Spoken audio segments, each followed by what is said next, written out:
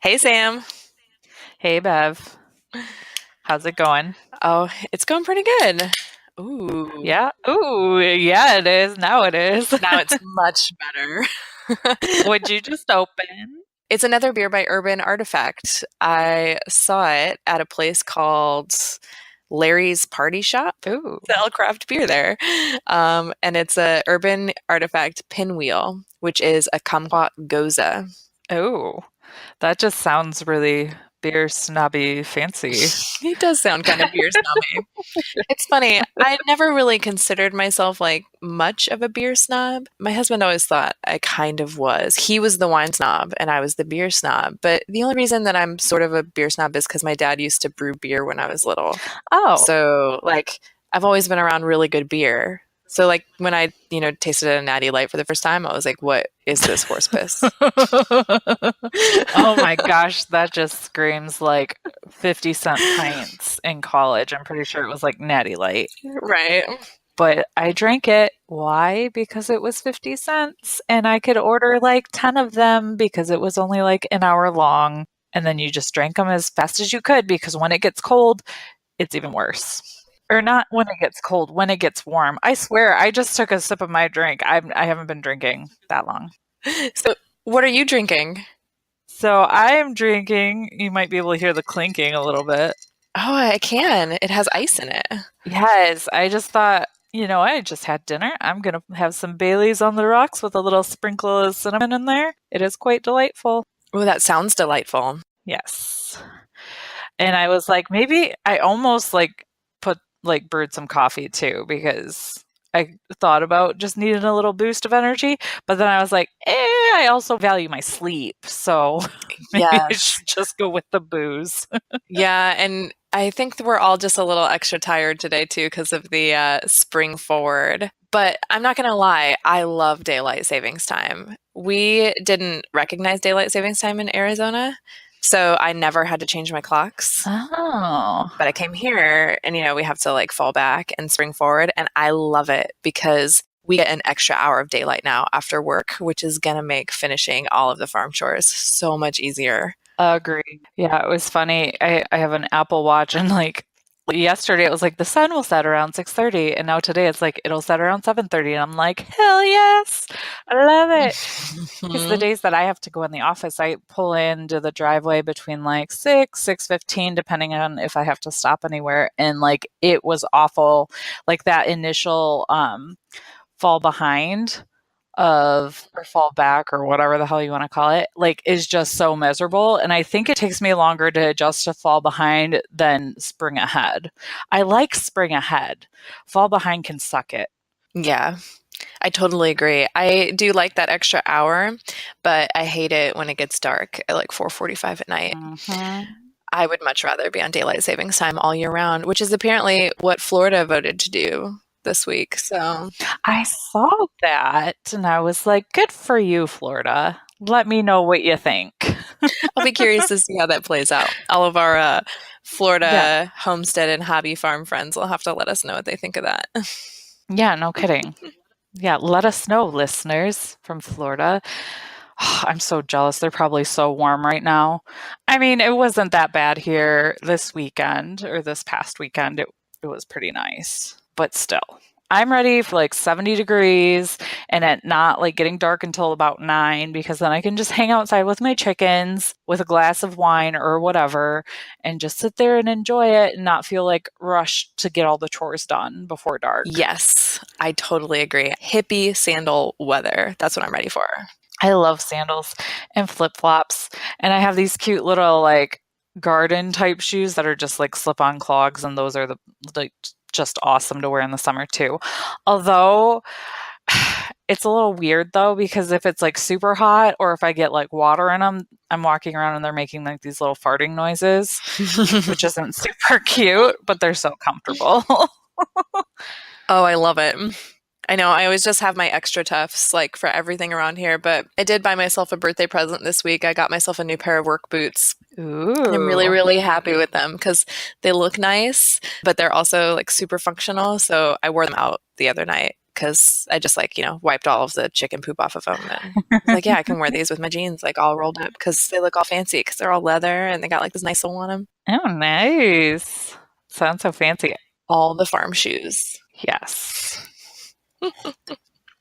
So, as this is going to air, it'll air on Friday, obviously, and then Saturday is St. Patrick's Day. Oh, that's right. I mean, now I know you have kids and I have stepkids, and of course we have them this weekend. Not convenient, but it's fine. But I used to get pretty rowdy back in the day on St. Patrick's Day. I don't know about you, but I've calmed down quite a bit. I think I did when I was in college, but that was a really long time ago now. So not so much anymore. And in fact, it was funny. Like, I was trying to remember the last time I had a green beer, and I'm not sure that I've ever had a beer that's been dyed green. Are you kidding me? No, I'm serious because I think they started doing that after like I had already left the St. Patrick's Day scene. Because like I'm only a few years older than you, but I think that was like just enough like space where like I didn't get green beer when I was in my like early 20s and hanging out St. Patty's Day at the pub. I mean, or the bar. What do they call them? The bar, I guess. Well, it depends. If it's like an Irish pub, then I guess it would be a pub. But, well, I mean, it's just food coloring. So you're not really missing out that much. It was more of just, the novelty of it. I'm drinking something green and I'm, pretending to be Irish when I'm maybe just a smidge Irish. And I'm just going to binge drink because this is my excuse to do so. So you didn't really miss out on that much, I guess. Yeah. I am part Irish. I wish I could remember off the top of my head how much, but I had one of those like 23andMe ancestry like DNA things done, and I had way more Irish in me than I thought. I'd heard that there was Irish in our family, but I thought we were mostly German. Turned out I had more Irish than German, even though like my maiden last name is Teitzel, which is like super German. So Oh, okay. Well, I think I have a little Irish, but I'm like mostly German. I haven't done like the 23andMe thing, but my dad a while ago did like an ancestry thing. Like I think it was just ancestry.com or something. I'm not even sure. But he went back and it turns out I am related to Benjamin Franklin on his side. Yeah. But then on my mom's side, this is how German I am. I'm related to Ava Braun. I don't know who that is. Who was Hitler's mistress. I'm like, why don't I know that name? Oh. So that's kind of like a little bit of shady town, but kind of a interesting fact about me. I wouldn't call it like a fun fact, but interesting. Oh, I don't know. I mean, it's definitely an interesting fact. Like, yeah, I'm sure that there's not very many people that can say something like that about like their ancestry. So I think that's pretty cool. Yeah. I think she like died with him in the bunker, unless like, there's like conspiracy theories out there that he escaped and lived out his life in South America and blah, blah, blah. But yeah. People also think that Elvis like got kidnapped by aliens and isn't really dead either. So, maybe they're just hanging out somewhere together or something. I don't know. This is really random. We went down a rabbit hole. But anyways, back to St. Patrick's Day. See, this is why podcasts like this are so awesome. I love just like hearing how the conversation evolves. I think that's part of the fun. Yes, it's what happens when two friends just drink and talk randomly into microphones. Pretty much. I mean, we do talk about farm things also. We do, yes. But I do want to point out something about St. Patrick. Oh, yes. He is my homie because he drove out all the snakes in Ireland. Ooh. Or so says the legend. That's what the legend is. So there are no snakes in Ireland. And I was there for a week and I didn't see any. So it's probably like a real fact. you know. And I was doing some just nerdy reading earlier, and apparently, like they say he drove them out, but what they think is meant by that is that he drove out like pagans and snake worshippers, not the actual snakes themselves. Oh, yeah, because, I think snakes are like an important part of the ecosystem. So I can't imagine living in a world without them. I mean, snakes aren't my favorite thing on the planet, but all of the ones we have here in Ohio are super harmless, like compared to the rattlesnakes that I used to run into in Arizona. I throw back to Arizona a lot. I don't mean to do that. I've just. No, that's interesting though, because now it's something you really don't have to worry about though. Oh yeah, no. I mean, there are poisonous snakes here, but you can see them like almost right away because of the way that their head is shaped. Like their head will have like that more dangerous like snake head shape instead of like that, round cutesy garden snake type of thing going on. Yeah. So all the snakes I found around here have been totally harmless, and they've all been tiny, like little tiny babies. Like I'll pick them up because they just look so cute. Ew. No, see, I'm so torn. Well, first of all, there are rattlesnakes around Oh, here. Somebody got bit in the like Ann Arbor Botanical Gardens a couple years ago. Luckily, it's right next to University of Michigan Hospital where I used to work. And obviously they have antivenom and stuff there, so it's fine. But we do have a Michigan rattlesnake. I'm not sure the exact name, so I'm just going to call it Michigan rattlesnake. But I see on this chicken group I'm on all the time on Facebook about like these rat snakes or brown snakes or whatever. They're not poisonous, but they're eating people's chickens' eggs, not necessarily the chickens themselves. And like, I freaking hate snakes so much that I would have a very hard time just like picking it up and relocating it like 5 miles down the road or whatever. But another fun fact, apparently some of those snakes will eat rattlesnakes and other venomous snakes, so that's why you should be nice to them and not kill them off. I've heard of people keeping rat snakes inside their chicken coops, even though they do eat some of the eggs. They'll keep the rats and the mice down, like if you have that problem in your coop. Oh, yeah. Oh my gosh. I think I would try to just grow like a shit ton of mint or something around the perimeter before I kept a snake in there.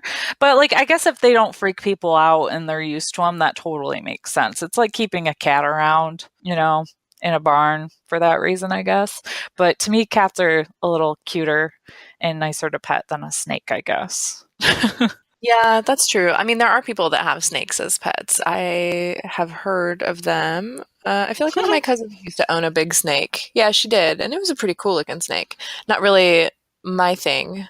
I've never owned any. Well, I can't say that. I have owned reptiles. I had two tortoises when we lived in Arizona. Aww. They had to stay there. And I'm so glad I made that decision now that I'm here and we've had this winter. It would have been really hard to keep a sulcata tortoise alive in this climate. The poor thing would have had to live like inside in the basement, which is just not kind. So one of my friends took him and made him a little habitat in her backyard. So now he lives there. And we sold our house with the desert tortoise that we had because desert tortoises are endangered and they're a protected species in Phoenix. So he couldn't leave Arizona, even if I wanted to take him with me. It would have been illegal to take him. So we left him with the house, and the people that bought the house kept him. And I still get to see pictures of him and like videos of him on Facebook all the time. That's so cool. I've always wanted a tortoise, but you're right, like the winters and stuff are just too rough. It would have to be one that would be smaller. But yeah, I had like 3 aquatic turtles for a long time, and those were pretty cool. But they're so stinky. I feel like a tortoise would be a little easier to deal with, like because there's not as much of a water situation and it's easier to pick up their poo, I guess. Well, and my tortoise always just went to the bathroom when I was soaking him in water. Both of my tortoises, I guess I should say, because I would soak them in like a kiddie pool every now and then so that I can make sure that they're getting enough water intake. And they normally went to the bathroom when they did that. So it was really easy. So when I went to go dump the water out of the tub, I just sprayed it out into the rocks, like you do with your duck's poo, and it just filtered through all of the rocks because we didn't have any grass in Phoenix. Everything was just rock and dirt. So you're in a different terrain now. Mhm. I wouldn't mind seeing some rocks somewhere every now and then. Yeah, like a happy medium would probably be nice. Everything's so muddy right now. Oh, yeah. Our yard right now is just a complete mud mess. I'm ready for it to dry out, but it's probably going to be like that on and off until May. And we're just going to have to deal with it. Ducks don't mind though. They're just freaking thrilled to be in the mud puddles and rolling around, and they're happy. So at least somebody's happy about it. I like that. Instead of saying happy as a pig in mud, they should say happy as a duck in mud. They really should. Absolutely. So I've been stalking your Instagram posts about your baby goats. Oh my gosh, they're beautiful. Oh, they're so adorable. And I have a fun story to tell you too. So I am going to be picking up the goats on Saturday. So that'll be the day after this episode drops. I'll be driving to just 2 hours north of where we're at to go pick up our baby goats. But the breeder messaged me just a couple of days ago and was like, hey, so two of the goats that you picked out aren't taking to the bottle very well. But one of the goats that was still holding on to her pregnancy and hadn't dropped her kids yet did give birth that day. So he got another little doeling that was registerable. So he was like, hey, why don't you take the one that I was able to get switched to the bottle and this new one, because she was just born, so she's going to be easy to start bottle feeding. And you can take those two on Saturday, and then the other two that you picked up, you can let be raised by mom and then come and pick them up when they're weaned. And I was like, ooh, I was only going to get 3 goats, but under this scenario, I get 4 goats, which is better because, goat math. Exactly. Yeah, no, you can't split them up. They need their little buddies. Yeah, they need their little buddies. So I did do some thinking about it though, because, obviously I had to ask Jared and like talk to him about it. And I felt a little guilty because it had been a really long day. But I had to ask because I needed to let the breeder know so that he could start, like going through his reservations list if I didn't end up taking her. But yeah, he ended up saying that, yeah, that was fine. I gave him all the reasons and it totally made sense. And one of them was, well, obviously I wasn't going to take a lone goat and bottle feed it by itself. That would have just been mean. And I also would have just been having a crying goat all the time because, Yeah. I don't know. They get sad like if you can't be around them all the time and if they Yep. don't have a friend. Like Loki gets to go outside and play with the other goats, so he still has like a herd because you have goats there. But Right. if I took a baby by itself right now, all I have are chickens, and they don't really herd with chickens very well, I don't think. No, it's definitely not the same. So the logic was sound. It made sense. And I didn't want to get 2 here and then just go pick up one lone one because then I would be introducing like a single to my new little herd that had, been established for several weeks. And it felt like that wasn't a very nice thing to do either to her. So yeah, so we're going to get 4 goats. 2 of them are registered and 2 of them are not registered. So we got to do like a little bit of each when we start breeding them to kind of see like how that goes. That's fun though. Oh my gosh, that's so exciting. Well, and what was so interesting about this too, because, I do so much research before we go and pick up a new animal. I kept coming across like these forums where people are super passionate about like whether you bottle feed or dam raise goats. I had no idea that it was that like sort of controversial. And I can kind of see it like, I'm sort of a big hippie, so dam raising is obviously like the most natural solution. So that seems like that would be one that I would gravitate towards. But almost everyone I know that raises goats has said, bottle fed kids are really more friendly to people. They're easier to trim their hooves, they're easier to groom, they're easier to get trained on the milking stand, they're easier to walk like on a leash, if you have to like move them from a barn to a pasture or whatnot. So that was why I had decided that I had to have some bottle babies. But now under this scenario, I kind of get to do, well, I don't kind of, I do get to do both and see like how it really plays out. That is so cool. You get the best of both worlds. I like it. I do. I get the best of both worlds. And the 2 goats that I picked out that wouldn't take to the bottle, their demeanors were both very sweet and they were very friendly. Like one of them, I think I carried her in my arms for like an hour while I was there. So I have a feeling that they're going to be just fine and they'll sort of take cues from the 2 bottle babies that have been here for a while and they'll come up and they'll still run and greet us and follow us. And yeah. Oh, definitely. Yeah, and if they are a little like skittish at first, they'll definitely warm up to you. Yeah, it might just take some time, but so do you have names picked out or ideas of names you're thinking? So I do have one name picked out.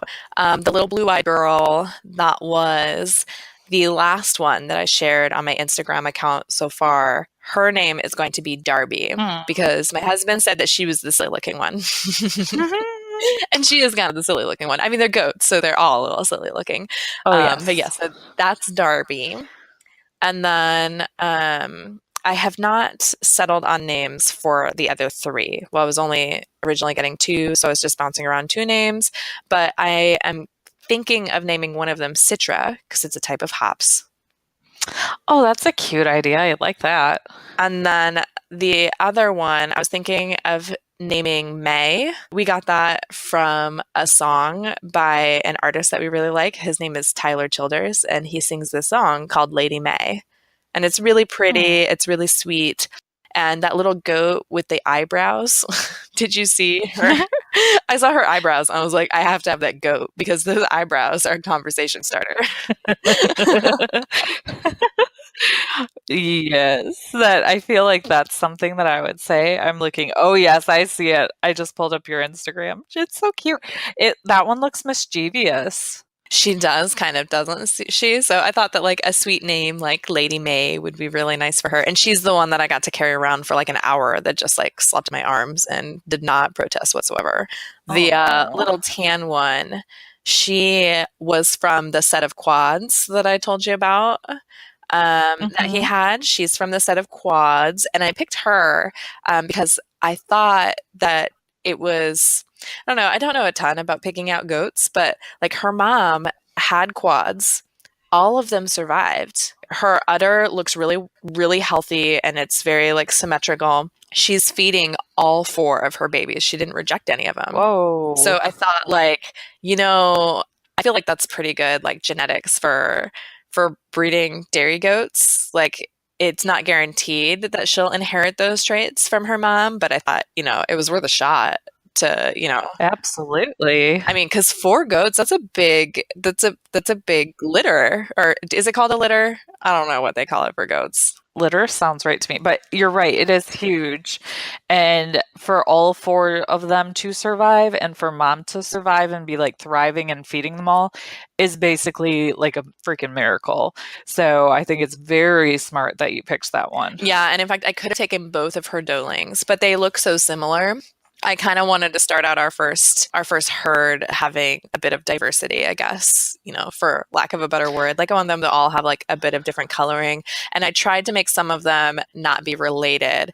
I think three of them have the same dad, but one of them doesn't, which is good, because obviously, like when you start breeding the kids, you have to pay like big attention to to the family dynamics before you breed anybody's like buckling with.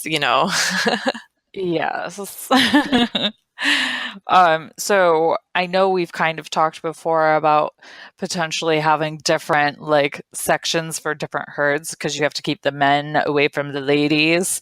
But Hmm. do you think you're going to start off with just like a stud service, or do you think you're going to just get a buck of your own or a couple? So I think I am going to start off with the stud service, because the farm that I got these four doelings from, they're bringing in a new buck this year. So he's going to have a buck on hand that's not related to any of them, Oh, which will be perfect. yeah.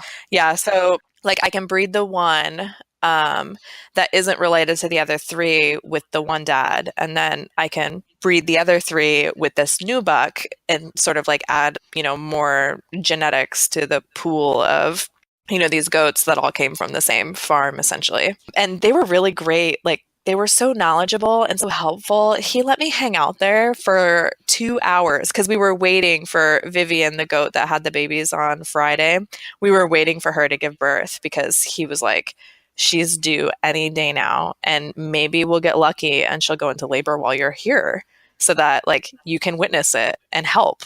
Like, I Oh, can't ask for any better hands-on experience than no that. kidding. So I hung around for a while to see, because she was starting to eat a lot. She was starting to kind of act like it, but then, she'd like go out and start playing like with the herd and doing other things and get all distracted. And I was like, she's going to keep those babies in while I'm here. Like, if she goes into labor, like when I'm only 30 minutes out, feel free to call me and I'll turn around and come back. Oh my goodness. So did she wait then?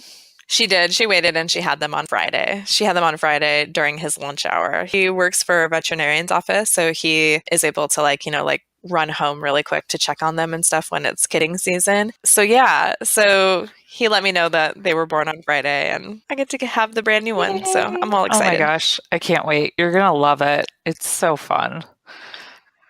Oh, I can't wait to. And we were working on the fence today. We were like, all right, it's getting real around here. Like, goats are coming home next week. We got to get on this fence stat. Although they're not going to live outside, like in the pasture and in their little shed that we built them. The shed's not quite done. But even if it was, they're too tiny for that. We're going to keep them in the barn because we have a really big, like, nice barn that has horse stalls in it. So my husband wired up some brand new lights for it. We went in there and we cleaned out the stalls. All of the little baby goats will stay in the same stall, though. I'm not going to separate them. Yeah, definitely. I was talking to my husband about that today. I was like, if we ever breed, I want to make sure that we time it so it's not freaking freezing outside when they drop, because that just has to be really like difficult to maintain. I mean, that's why Loki's in the house. Well, and the place that I got the goats from, the quads, he separated them. All of the other babies and moms, he kept all together. But with the four, I guess he was concerned that, like, being back with the herd, she might decide to reject one or two of them because, feeding four babies is kind of a big pain in the butt. So he set up like a big, giant collapsible pen that's right next to the goats' big stall. So they can still like see and smell each other. So she's still like kind of with her herd, but not in there with them. And she and her four babies are separated. And he's got a really nice, it's like a barn heat lamp. It was really big. It was plastic. It had like a big, like a case over the front of it to, keep the babies from jumping and, like accidentally hitting it and burning themselves and whatnot. But it was hung pretty high and it was right over a bed that he had put together for them. And all four of them just snuggled in this little tiny box under this heat lamp and they were totally fine. They didn't act like they were cold at all. And it was 30 degrees while I was there. Aw, Yeah. that's so cute. The little goat cuddle puddle. So, in other news, I saw that you had an incubator come in the mail this past week. Oh, I did. And I'm so excited to use it. I was a little nervous about it because it was only a $65 incubator. I know everybody recommends the Brincia. They're upwards of $200. And with Aurora hatching these eggs, and quite honestly, we don't really need any more chickens. I'm only hatching eggs because I really want to get a rooster and I wanted to add a couple of barn builder hens to the flock. And then I think we're done with egg laying hens for now. Because like right now, I have 8 dozen eggs on my kitchen counter. I cannot figure out what to do with all these eggs. And I only have 10 chickens. Yeah, we have, I don't even know how many on our counter right now, but like I have a couple people at my job that buy them, so that helps. And then my husband has people at his work that buy them too. So, and then the other thing that's really cool is our feed store actually will take them off of our hands and credit our account so we can buy feed and stuff with the eggs that we gave them so they can turn Oh, around and that's sell them really for a profit. neat. Yeah, I don't think our feed store sells any eggs there. No, it's so nice because I mean ours were little champions through the winter, and I guess everybody else around us like theirs took a break. So we were taking quite a few eggs over there for them because people were coming in and asking for them and they just didn't have any. So it kind of worked out for us. Oh, that does. Yeah, I've been like just delivering them to friends and neighbors, but I saw some friends on Saturday night, last night, and I totally meant to bring them all with me. And of course, I got excited and left the house and I forgot. So all the eggs are still sitting on my counter. So I'm gonna have to go into town this week and just like go run by everybody's house, go have coffee with them, and like drop off 12 eggs to everybody. I don't think they'll be mad about that at all. Yeah, no, I don't think so either. I have a theory for why your hens laid all through the winter this year. Did you know that first year pullets, they will lay all through their first winter without supplemental light? I wondered if that was a thing, but I had never Googled it. So now that I know that it's a fact, that makes total sense. And I think, yeah, I think it was most of our new egg layers when I think about like the eggs, because I mean, we have a bunch of brown egg layers, but some of the quality of the eggs, I can tell if the older ladies laid them or if the newer ones did. But that makes sense. And we're gonna, oh my gosh. So my husband went to a feed store a couple of weeks ago and picked up some chicks then. Uh, and then this past weekend, he brought me four more. So that's all well and good. So that brings our chick count up to 8. I have the bunch that are in the incubator that should be hatching before the next episode. And then I have that order of 18 coming in July. So we'll have another winter where they're probably laying through the winter. If those July babies decide they want to start in like December, January, that would be great, but we'll see. Like when you have an incubator, the temptation is definitely there to just throw in a couple eggs, see what happens when you have a bunch of, barnyard mixes that could potentially happen.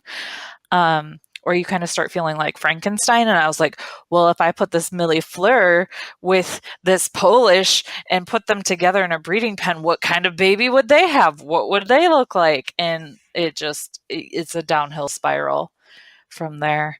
And you don't really think about the consequences until, you're going through even more feed every single week. It's so funny. I think I can hear Loki a little bit in the background. Oh, yes. I'm guessing my husband went outside to put the chickens and the ducks away Oh, because he's just a deer like that. And I'm, sitting here drinking a beverage and recording a podcast, and he's finishing up the chores. And Loki's really mad about it. and Loki's like, I have something to say about that. But that's the fun part about recording a farming podcast. We can have farm noises in the background. And I think you guys will forgive us, right? I would hope so.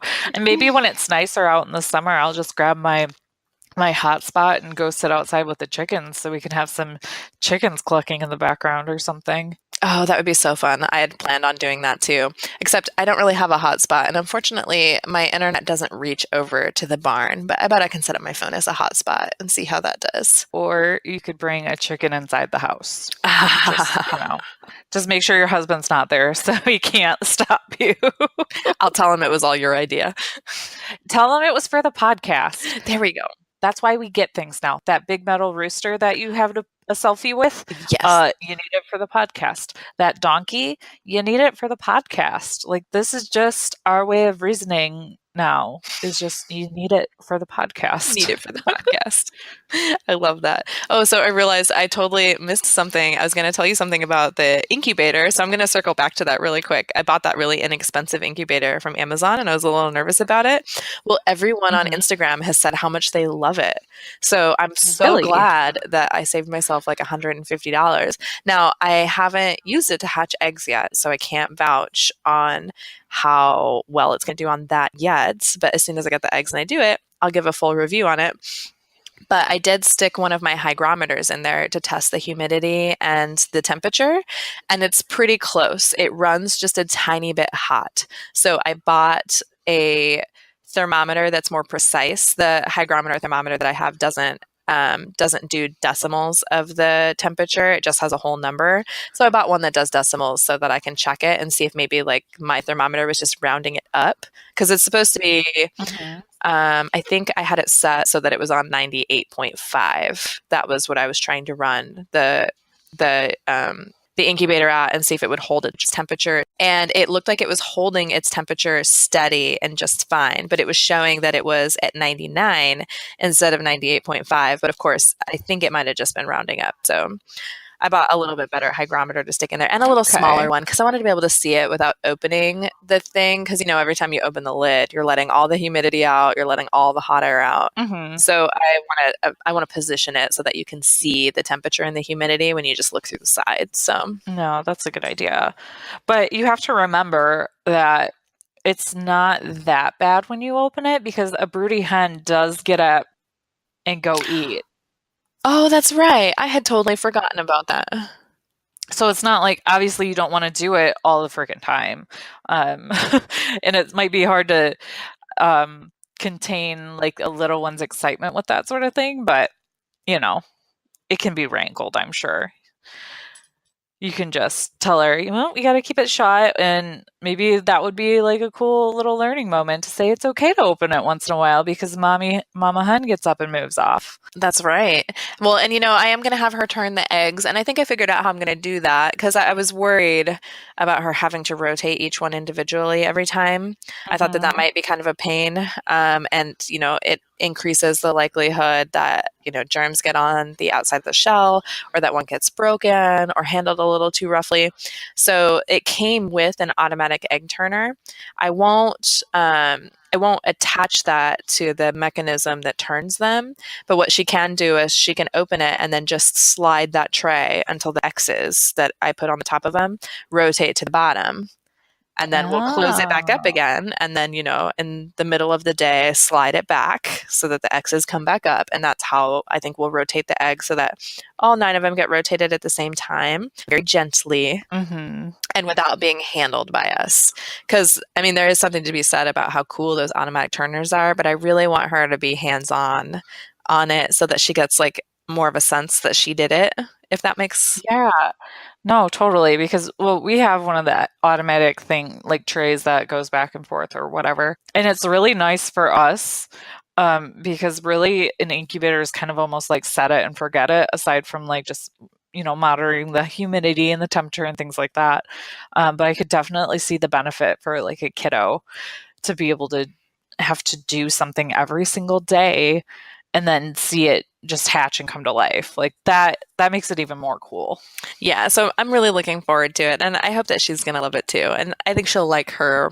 She'll like her little flock of chickens. She came out with me today and fed the chickens some treats from her hand, which was really fun. Normally, our chickens have started to sort of warm up to us more and more. I feel like the more we go out there and the older they're getting, they're more tolerant of us being around and just hanging around. Although Bellatrix did peck me in the eye today, but Yeah, I saw that. That wasn't very nice. yeah, I was crouching on the floor and we had ran out of treats and I was like, "Oh, this is a great time to take my chicken selfie Sunday." So I was trying to get the whole flock in it, like I was like crouching next to them and I had like the whole flock and I tilted my head towards her Oh. and she just wham right in the eye. I was like, "Oh, dang it, Bellatrix." So I just snagged her right then, stuck her on my knee and then took the selfie. I was like, "There. This is your punishment for pecking me in the eye." She didn't want to share the spotlight. That's kind of what I think too. I want to be the star of your chicken selfie Sunday. No, it's funny. I saw somebody else got pecked in the eye and then somebody else got pecked in the ear. And I don't know if they're just getting like rowdier since like spring is upon us or what. But yeah, like she didn't actually get my eyeball though. She got like my eye socket underneath my eyeball, like where the skin was. So she didn't like peck the actual like ball. I'm pretty sure I'm gonna have a little bit of a black eye tomorrow though. Hey, Bev, how'd you get that black eye? Oh, chicken life. Yep. Chicken life, the best life. Yeah, I had one today. I was like crouched down trying to take some chicken pictures and it saw my like wedding ring and it's super shiny and she just went for it and like grabbed onto it like super hard. And I was like, no. I've been taking my rings off. For Christmas, Jared got me the rubber rings. Oh, do you like those? I do. I really like them. I have a set of them. I think that's almost always what I wear. I went out with friends last night, so I'm wearing my like real rings because sometimes when I'm like, going to go out to dinner or go somewhere where I'm dressing up, I'll throw my real rings back on because my plastic rings, one of them's like a pretty bright blue and the other one's like a gunmetal gray color, so they're not they don't really go with trying to look fancy. Right. Yeah. So I do happen to have my rings on right now, but I almost never wear them because the chickens go for them every time. And I spend so much time out there taking care of them that like no, I don't want to risk one of them like managing to like dislodge something from it or breaking them. Like so they just they sit on my medicine cabinet and I wear my plastic ones all the time. No, I thought about that too because like anytime you're outside doing anything, like I was using like a lime product today and it's super safe so you can just like dig your hand in there and toss it around. But by the end of it, like my hands were just like so chalky and my jeans and my ring. And I was just like, that wasn't very smart. So I've been considering getting one of those for those occasions where I'm outside. Just like on the weekend, it'd just be so much easier Well, to just have something like and that. think about how often you put on work gloves. Like today, Jared and I were finishing up bracing we were doing like floating braces for the corners. Our goat fence is way stronger than it needs to be for those four little tiny goats, but someday there might be a bigger animal in there. So we're trying to like do it right so that we don't have to do it again. Right, because when you do get a donkey, it'll be all set. Yes, it will. It'll be all set. But like, I have to put on work gloves, and when you're wearing like the ring underneath the work gloves, like it kind of digs in and will like stab your skin and whatnot. So those plastic rings they're right up against your skin. They're comfortable. Your gloves slide on and off without getting caught. Like I find that I live in my work gloves this time of year, and the summer just keeps going. It's gonna get more and more as I'm digging in the garden and picking Hmm. fruit and weeding things and mowing and Just living that farm life. yeah. Those work gloves, they are like lifesavers. I need to get myself a nice, like, real good pair this time. I always buy like the $4 ones. Whatever works. But I do have a pretty exciting announcement. Ooh, what's your announcement? So, after probably close to a month in the house, Reginald has finally recovered from his bubble foot. And I should say that Reginald is a duck because I shouldn't assume that people know. Um, but he has recovered from his double bumble feet, and he is now back in the great outdoors and keeping up with everybody like he never was separated from them. And it's super exciting. Oh, that is so exciting. I'm so happy to hear that. I imagine a house duck was a little bit of a pain because duck's poop is pretty nasty. Oh, it's stinky, but it wasn't, it honestly wasn't that bad having him in the house for a while because he wasn't really acting like himself because he was just in so much pain. So he had the bumblefoot on the, like on both of his feet. But so he just picked like his one foot was his like dominant and the other one he'd just stand on all the time. So he would just kind of stay in one place and he'd drink water. I'd give him a lot of baths in our bathtub. And he'd just kind of float there. So he wasn't really acting like a normal duck. And then this past week, he was just like a whole new duck. And he was just making a huge mess in his dog kennel. And there was water everywhere and poo everywhere. And he was like flipping his food over. And I was like, okay, I think you feel better now. So time for you to go back outside. It's a sure sign that a duck is feeling better. It's throwing everything everywhere and it's splashing in all the water.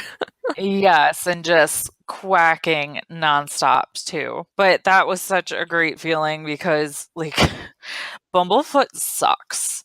Like it's not fun and it's I guess I have nothing to compare it to because we haven't had a chicken with Bumblefoot yet. But I guess ducks with bumblefoot are very difficult to deal with, and they recommend that you take them to the vet, but we don't really have a vet around here that would see them. So we just had to kind of figure it out on our own.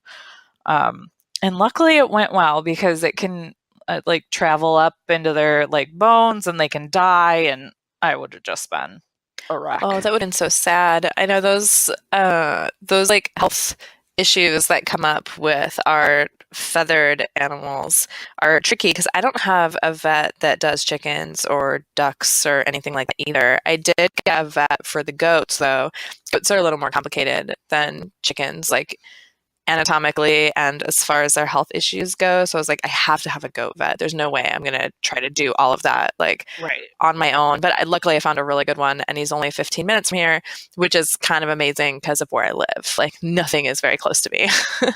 No, that's awesome. That's really great. Yeah, we have one that sees like farm animals just in general, and it's like literally 5 minutes from the house. It's like, thank God. But we also have like 2 hours north of us. Have you ever watched The Incredible Dr. Pol? No, I haven't. Oh my gosh. Okay. It's on like Animal Planet. And so Dr. Pol lives really close to where I went to college, and he's actually a was a foreign exchange student to my high school, like back in the day. He's an older dude. But so it's just kind of cool, small world. But he's got his own TV show now, and like he takes care of all kinds of animals, and like he'll do farm calls like from super far away. So it's like, well, maybe someday I'll have to have Dr. Pole come to my farm, and then I'll be on TV, and my goats will be on TV, and my chickens, and it would be magical. But I mean, I probably shouldn't want him to have to come here because it'd probably be not a good reason if he had to come all the way down here. But Oh yeah, I could totally, yeah. I can understand that. but yeah, he sees like everything. Like he'll see ducks and chickens too. But I'm hoping I can find somebody relatively close around here, not our primary vet, to see that sort of thing in the future. Because, I mean, that was super stressful. Like for the bumblefoot thing, you have to cut into their feet and like try to dig out the infection. And with Reginald, we just never found the infection really. But luckily, one of my badass followers, the same one that caught that hawk that you linked to for episode 2, she tipped me off to this local lady that makes like these magical chicken potions, and I think it's called like a tincture. I'm not sure. Am I saying that I right? think so. So I just call it magical potion. But she was like, you have to get the bumblefoot one because it worked great on my chickens. And I was like, okay. So like we gave it to him for like 3 weeks straight, and I still have like half the bottle left, and it's just like a fluid ounce. Or excuse me, I think it's a 12 ounce. Yeah, I got the 12 ounce. But it was like super easy, and like I am convinced that is the only reason that he is back outside because we failed at the foot surgery so badly. Because I mean, you're cutting into their feet, they're going to be mad, right? And so he was like biting me or my husband. Like we were trying to like take turns and get in there, and it was a mess. But we just started just like soaking him and his feet and like some Epsom salt and giving him that every day. And now he's like back outside. It's a miracle. And then she also has one for sauerkraut that I just randomly decided to order too because we lost a chicken to sauerkraut a couple months ago, and I know you did recently too. And I came across Oreo, our frizzle bantam cochin, last Monday, I believe, and she got attacked by something. I don't know what, but she was bloody, so I brought her in the house and I washed her up and sprayed some Vetricin on her and gave her a good blow dry. And then I noticed like her crop was just like freaking huge and soggy, and I was like, oh no, not again. And like I just was like holding her up and like feeling her crop, and she was almost like trying to throw up. And I was like, oh no, no, no, no, no, no, no, no, no. Like, we're not doing this again. Yeah. Exactly. So I was like, I'm gonna put you level. And then I just gave her some of this stuff, the sauerkraut stuff. It was super easy to give to her. And then I just threw in a little bit of water and a little bit of yogurt and left her alone. Her crop was like completely back to normal, and she was chipper again by the next morning. So I don't know if I just caught it early enough or maybe it wasn't sauerkraut, but either way, it solved the problem. And I was just super excited about it because like a lot of those chicken illnesses could just be very traumatic for the patient and for the owner. But yeah, definitely. I think we can link in the show notes to these magical potions. They're from Moonlight Mile Herb Farm, and it's this local person from Michigan. Highly recommend it. Totally affordable, worth every penny. That is awesome. Do you know what the shelf life is on them by chance? I think I might order a couple just to throw in the first aid kit, but that's hard to do if they, don't last very long. Yeah. Yeah, they're in these really dark bottles too. So I'm not sure about the shelf life though. That'd be a good question to ask. It might even say on our website somewhere. Well, if we find that, I'll link to that answer in the show notes. Perfect. Yeah, it's very unfortunate that we aren't all knowing, but I think that's part of the fun. Exactly. Google it. We got to Google it. Google it. Yeah, and I'll link to the show notes my story about sour crop. I did write a blog post about it when Artemis got sour crop. I did learn, and I have some now in the first aid kit, that monostat, the 3-day monostat, that can work also, you know, because it's like a yeast infection type of thing. Really? Yeah, so that like takes care of the yeast in it if it is indeed sour crop. Now, one of the cool things about using those herbal tinctures is that they probably boost all sorts of like immunity and vitamin levels, like on all levels. So even if you're not Hmm. quite treating the right thing, you're still giving them a boost. Like if your chicken doesn't have sour crop and you're shoving monostat down into its crop, it's not going to get any better if it's not sour crop. So yeah. So with a monostat, do you just like take like the ointment and Yeah. like shove it down Well, the like, so throat? I have, I don't know what it's called. I have like it's like a syringe, but it doesn't have a needle on it. It just has the open hole in the end. Oh yeah. Um, Hmm. I would put in like 1 cc of monostat in there and just put it like in her mouth. Chickens don't really have taste buds like that, so they're not gonna turn away from it because it tastes like Oh. medicine. You know, they're just gonna like feel it in their beak, and when you squeeze it in there, they're gonna take it down. Like I discovered that when I pet Artemis's back and I was dribbling things into her beak, she swallowed as long as I was petting her back while I was doing it. Oh. I'll have to try that. Yeah, we had to give some of the sauerkraut stuff again. Just I've been keeping an eye on another one and I'm pretty sure it's okay, but I just gave him like a very small dose of this stuff and he did not want to open up his mouth for anything to let me put that in there. So I'll have to try that. And making a chicken eat something that it doesn't want to is really hard. But I did find that that little syringe thing, it seemed to work pretty well. Yeah, and you know, and really quick, we should probably describe why you don't want to try to vomit your chicken if you're not familiar with it. Like when you're researching sauerkraut, the most common advice that I ran across was to massage the crop and try to get all of the nasty, yucky stuff out of it. You would assist her in vomiting it out, and then her crop would start to, you know, get the good bacteria in it again and would start healing. But when a chicken vomits, it's really tricky to not have it get aspirated back into their lungs. I'm about 99% sure that that's how Artemis died. Is she started throwing up. We weren't intentionally massaging her crop. We were feeling it, trying to tell whether or not it felt sour or not because we honestly had no idea. We had never really like fondled our chickens' crops, so we didn't know what they were supposed to Yeah. feel like. I don't know.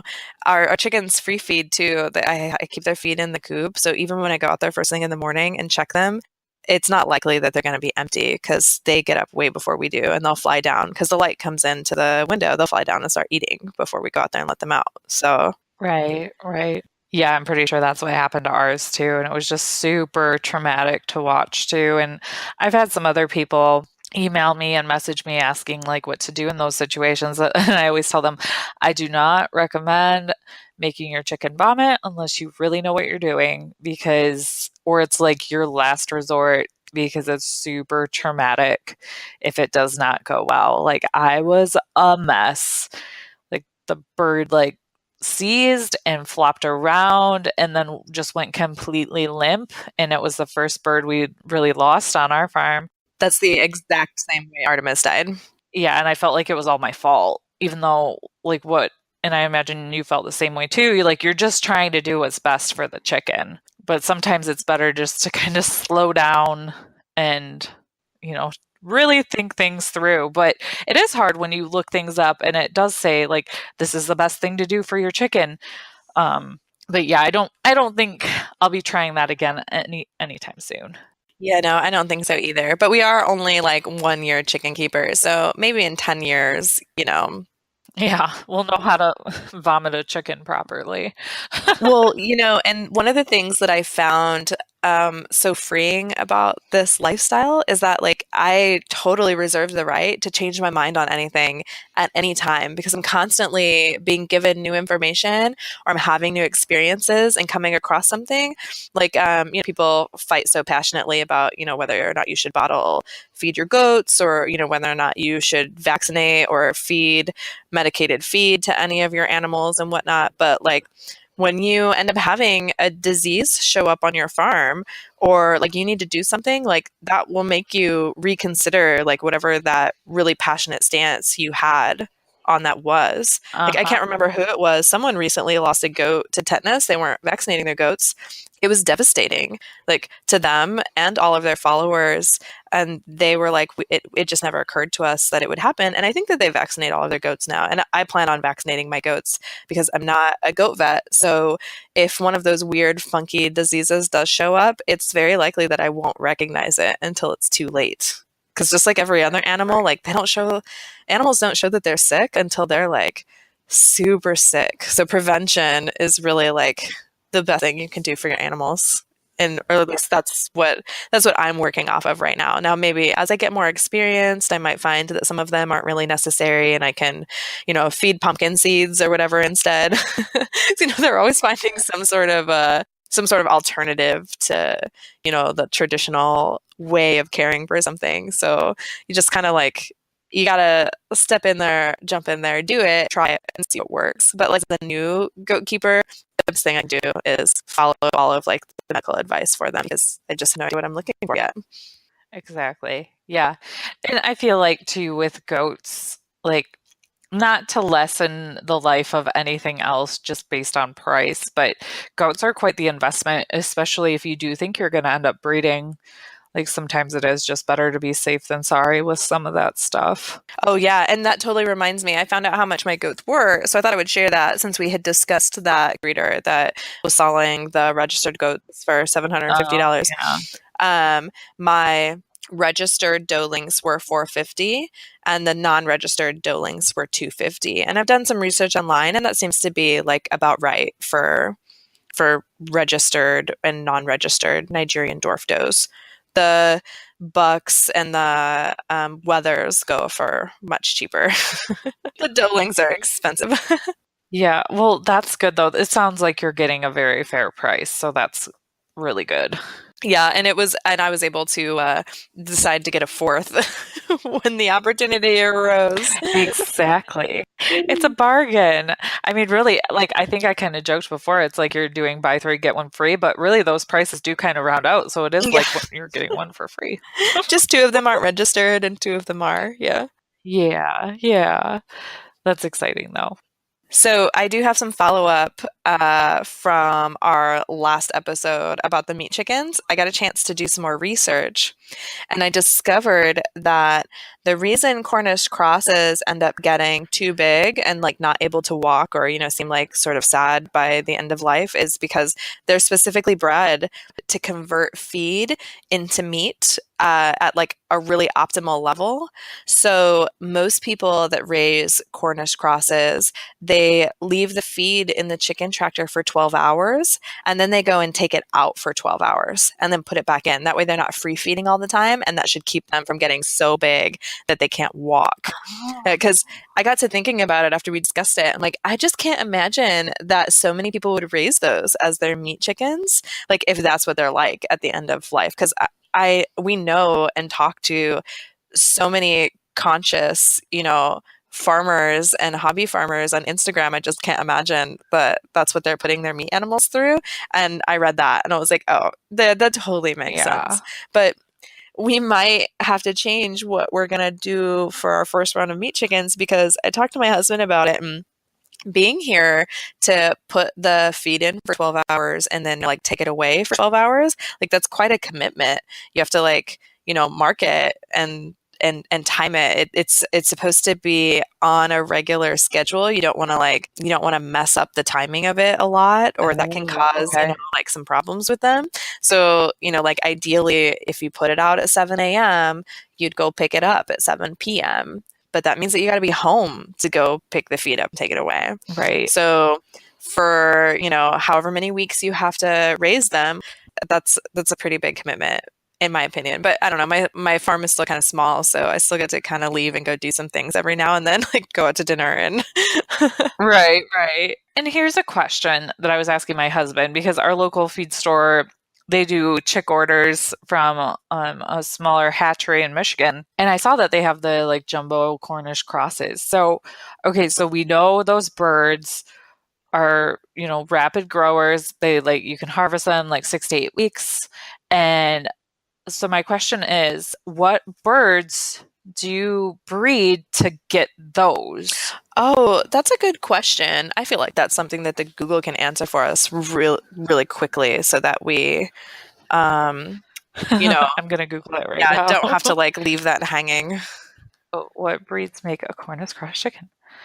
Da, da, da. I like to sing when I Google, apparently.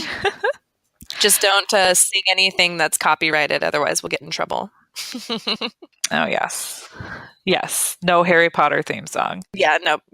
Okay, so it's a cross of a Cornish with a Plymouth Rock. Oh, that totally makes sense because like my Plymouth Barred rocks are giants in the coop. We had a whole Yeah. conversation about it, so we don't have to rehash all that. But yeah, I can totally understand that. Okay, because I thought about it and I was like, because I read this like post on Pinterest about how this girl, like their first year of homesteading, like they grew enough meat on their own farm to sustain them for a year. So they did like a chicken for like one chicken a week. So they did like 52 meat chickens. And I was like, but wouldn't it be smarter to have the breeds on your property so you can, have them do what chickens do and then either have a broody mom sit on them or, incubate them. So you just constantly have a supply of fresh meat chickens. So you don't have to order like a bunch at one time and try to figure out the timing and stuff. If you just always have fertile eggs, you pop them in the incubator 21 days later, then you have the chicks. So now that I know what they are, I might try to do that science experiment. Yeah, that's a good idea. I mean, they are like selectively bred when they developed like what the Cornish cross is that, that you see when you get your meat chickens in the mail or when you pick them up at the store. Those birds were selectively bred to have those characteristics that they wanted from the Cornish and from the barred rock. So that's one of the things that like the home hatchery, for lack of a better word, would sort of have to do in order to get that ideal balance of like meat Mhm. to feed conversion. Because like all of those birds, they've already had that bred into them. So that's probably why most people just buy them. And I don't know, I can't remember what Ah. store I was in, but they had the chicks for $1. Oh my gosh. Which is probably like cheaper than me running up my electric bill with the incubator. Yeah. So, I mean, it just kind of depends. And, and every store is going to be different on whether or not they have them for sale. And I'm finding that, like, as chick days are going on, I am seeing more and more sales in those pens because the chicks aren't a day old anymore now. Some of them are, like 5 days old or 7 days old. So they're starting to, Oh. like, kind of feather out and get into that awkward stage where everybody's going to pass over them because they look like ugly, like, pimply teenagers. Right. Yeah, sadly. So yeah, so they're putting, those birds on sale. So it might be a good way to like get them for a bargain too. Like, That's true. they order too Hmm. many of them and you can just go in and pick up the rest of them for $1. And I think I saw on Facebook somebody post that they found them for like 60 cents a piece. whoa, I wonder where they got those from. I'd love to find that out. Yeah, I need those. Well, another breed of meat chicken that people typically raise are Freedom Rangers. Yes. They're like more of a reddish bird. I shied away from going for those initially because I feel like they're going to look too much like my golden comets. So I didn't want Yeah. to Yeah. I didn't want to butcher anything that looked like my chickens that I currently have for egg laying. So I was like, yeah, these like white Cornish crosses, like those are gonna be perfect 'cause they look like meat birds, but Right. And they want to die by the end of it. well, and that might be another reason why you don't keep them around to like if you had like a breeding pen of Cornish crosses, like you'd have to really seriously monitor their feed intake if that's what happens when they overeat. Like Oh yeah. my egg laying hens, they have food all the time and none of them appear to be overweight. I mean, they walk a little bit, but the chicken, so Yeah. Ours have the feed out all the time too, and most of them seem to regulate pretty well. They get a balanced diet of, their food and then some other treats, and then, now that it's been a little nicer out and the snow's melted, they're digging around in the grass to find some goodies too. yeah, which is so exciting. I've been free ranging mine every now and then, and so now they're like they're bum rushing me when I open the coop door. And I'm like, no, ladies, I can't let you guys out when I'm by myself because you're too hard to get back in there. Like, because they want to be out in the grass and in the sunshine. And I totally don't blame them, which is exactly why I'm trying to hatch a rooster. Like, I want them to be able to free range a little bit. Now, I'll never get that dream of them like hopping up on my back steps and like knocking on the door for me to like come out and spend time with them because my dogs would totally eat every single one of them. But, having a rooster out there, I can at least like put up some temporary fencing so that they can have like a little area that they're in, but I don't have to get too crazy about it because like if they get out, the rooster's going to go and call them back. Like make sure that all of his ladies are together. Oh, yeah. Like when they free range right now, they're all over the place. I have like two in like 5 different directions. I'm like, come on, girls. Yeah, we have a few roosters and they seem to like kind of section off. Like they have the ladies that they like, so they'll kind of section off. So we'll have like different pods around the yard. But I think it was like last Friday. I was working from home and I let them out. And like I looked out on my porch and they were all on the porch. Like there was like 15 chickens on my porch and I was like, what the hell? That's not normal. And one of them was the rooster, like our big lavender Orpington rooster, Sir Lancelot. And then I'm like looking outside and I see this like tail kind of like shoot past behind the coop. So I get my boots on and I like run out there like I'm gonna do something. Like and I get back behind the coop and it had made it to my neighbor's yard, but it was this big ass possum in the middle of the day. Just like do-do, do-do, do-do, do-do. But I heard my roosters like freaking out. And they must have been like telling the ladies, come on, get out of there. Like there were a bunch of them that like went and hid under the porch. And then there were ones on top of the porch. So they definitely did their job. I don't know what a possum was doing out in the middle of the day. It was probably sick. Yeah. But yeah, that was not cool. He was huge. Nobody wants to encounter that. I've not seen any possums around here, but my neighbor did say that she saw one. It keeps eating all of the bird seed out of our bird feeder. Oh. So she greased up the bird feeder so that when it climbs, it just slides right down, which I thought was pretty clever. That's so smart. Maybe that's why he was kind of around our area because my husband has been filling up the bird feeder in the tree. So filling up the bird feeder is a fun way to get to see all of the neat breeds. We were watching the bluebirds today while we were working on the fence and they're just so pretty. We had some red-winged blackbirds show up, which are like a sure sign of spring. So spring is coming. But it was hilarious because the birds were on the feeder and they're like kicking off the bird seed, and then the chickens are under the bird feeder, like just scrambling to pick up whatever they just kicked off. And it's kind of like redneck TV, just standing there and giggling at them doing that. But it was kind of a fun. It's like a indirect relationship that they have with these birds that can fly much higher than they can, but they share snacks. It's kind of adorable. That is kind of adorable. Do you clip any of your chickens' wings? No, I've thought about it because some of the bantams do fly over the fence right now because we don't have a roof or poultry netting on it yet. But very rarely do they do that. They mostly just stay within it or stay within the coop when they're not free ranging. We have had a couple end up on the roof of the coop, but they always come back down. So we haven't had too many issues with it, but it's something we might have to consider in the future. Yeah, I always told myself I wasn't going to clip their wings, but like all of my ladies, they're so big, they don't fly very well. So I was like, no, these chickens are definitely not going to need to have their wings clipped. But, like I said earlier, given new information or new breeds of chicken, like obviously that opinion is going to have to change because you got to keep your birds in your yard so they're safe. I don't know. Do you live near a road? That was always like my big fear was like, them getting out front and ending up in the road and getting hit by a car or something like that. We do, but I think it helps that there were chickens that lived here before and she would just let them free range and they pretty much just stay in the backyard area. They'll go out front a little bit, but we've never had one like get in the road. Like Oh, good. our chickens never cross the road, so we never need to ask why they cross the road.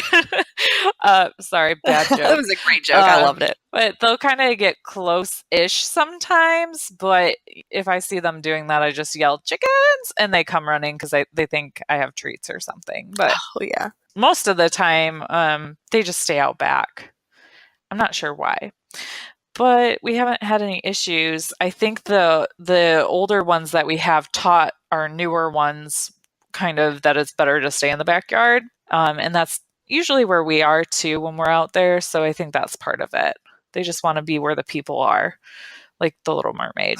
That totally makes sense. Yeah, we're like a quarter of the mile off the road, so I don't really have to worry about it that much. I mean, I can see the road from our house, but it's pretty far. Like they'd have to wander off. Like chickens are pretty lazy. I don't know that they walk that far on a regular basis. No, you'd probably be fine. But people do drive 55 on it, so I was always like, oh.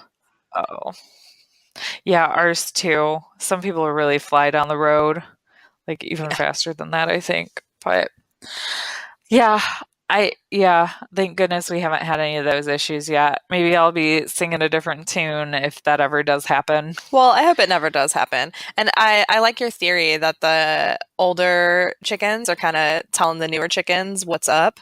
When I talked to the breeder about, the difference between bottle raising and dam raising a goat was he did mention like the dam raised goats are going to goat like really well because they were taught like, what's safe to eat and what isn't safe to eat and how to behave when certain things happen by the herd that they lived in. So I thought to myself, like, this is really cool that I'll end up getting to have two of each because like maybe the two dam raised goats can help tell my bottle raised goats like what's up and how to goat properly. And my bottle raised goats will show the dam raised goats like, hey, these people are fun. They're like our herd leader. So we should follow them and stay with them and play with them and, not kick them when we're on the milking stand. It'll be very kumbaya. My whole farm is kumbaya. That's the song that just like plays all the time around here. Repeat in your head. No, there's no way. We would go totally bonkers if that was the case. Totes my goats. Well, thanks for listening to this episode of We Drink and We Farm Things. I'm Bev. And I'm Sam. And you can get a hold of us at Drink and Farm on Instagram. And you can also find us at drinkandfarm.com. Make sure you hit that subscribe button so our episodes will automatically download onto your fun little device, whatever you're listening to us on. And feel free to give us a shout in the DM of Instagram with questions about this episode, a previous episode, or just random questions that you would like to ask us. Yeah, we're fun. We're friendly. Yeah. You can totally message us and ask us things. It'll be fun. It'll add like another dynamic to this neat little podcast thing we got going on. Yeah, and we totes want to hear about what you guys want to hear from us because, I mean, I enjoy drinking a beverage and getting to know Bev every week, but I would also like to know what you guys want to learn and hear about and maybe get to know you guys a little better too. Oh, yeah, you guys might not know this, but yeah, what is this? This is episode number 4. So this is just mine and Sam's like 5th phone conversation ever. Yeah, so we've probably barely logged like 6 hours on the phone together so far. And a lot of text messaging. I think we're doing pretty good. Yeah. You still like me, right? We're good? Yeah, so far. I mean, okay. The best way to get to know somebody and, like become friendly with somebody is to drink with them. And I love the internet. We get to do this from 6 hours apart.